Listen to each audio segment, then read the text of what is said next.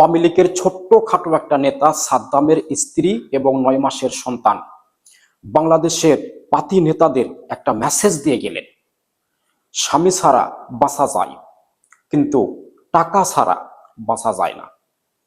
তাই সবাই নেতার পিছে দৌড়ানোর আগে একটু চিন্তা করে দেখবেন যে আপনার যদি কিছু হয়ে যায় তাহলে আপনার স্ত্রী সন্তানের কি পরিণতি হবে।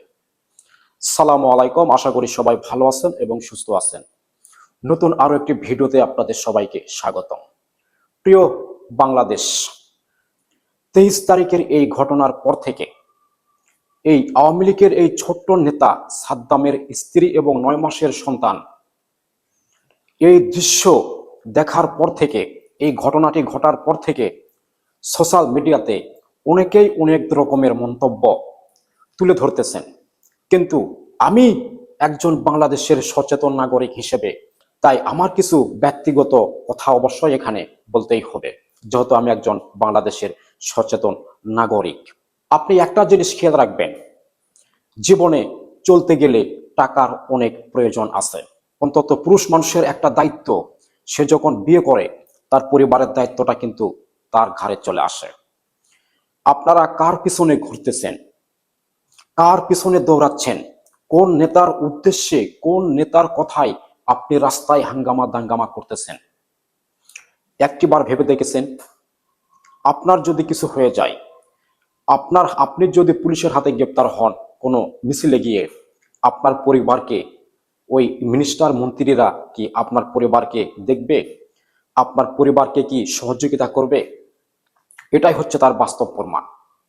এই সাদ্দাম হোসেন, এই সাদ্দাম 17 মাস আগে তিনি গ্রেপ্তার হন।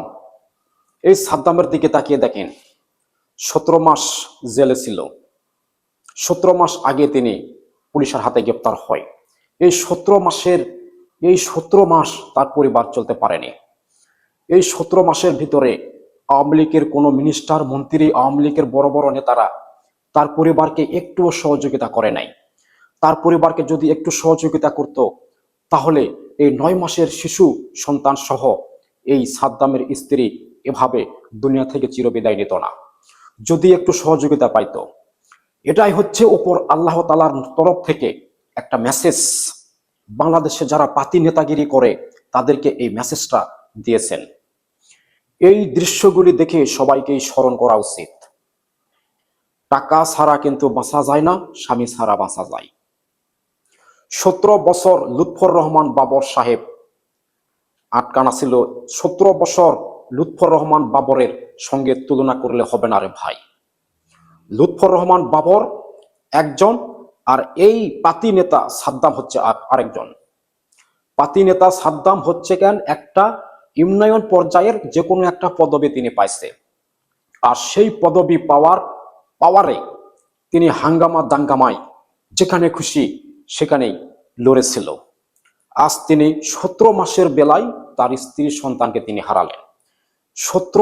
9 মাসের শিশু জীবিত থাকা অবস্থায় তাকে একটাবার কোলে নিতে পারে নাই। চিন্তা করে দেখুন, তার পরিবারকে কোনো সহযোগিতা করে নাই। যদি সহযোগিতা পাইতো তাহলে তাদের এই পরিণতি হতো না। লুৎফর রহমান বাবরের অর্থ সম্পদের কোনো অভাব নেই। সে যদি এই দুনিয়ায় নাও থাকে, তার পরিবার ঠিকই দিব্যি বাংলাদেশে রাজনীতি করবে। এটাই হচ্ছে বাস্তব রে ভাই। তাই সবাই সতর্ক হবেন যে আপনার যদি কোনো কিছু হয়ে যায় কোনো নেতার পিছনে দৌড়াইয়া, তাহলে নেতা কি আপনার পরিবারের হাল ধরবে? কখনোই ধরবে না। এটাই হচ্ছে একটা মেসেজ। তো সবাই ভালো থাকবেন, দেখা হবে নতুন কোনো একটা ভিডিওতে। ভাই, আমার মনের আবেগ ধরে রাখতে পারলাম না এই দৃশ্যগুলি দেখে। 9 মাসের শিশু সন্তান, স্ত্রী, অভাবের তান্নায় হয়তো বা এই কাজটি করেছে। কোনো নেতারা তাদের কোনো খোঁজ খবর লাই নাই। ভালো থাকবেন সবাই।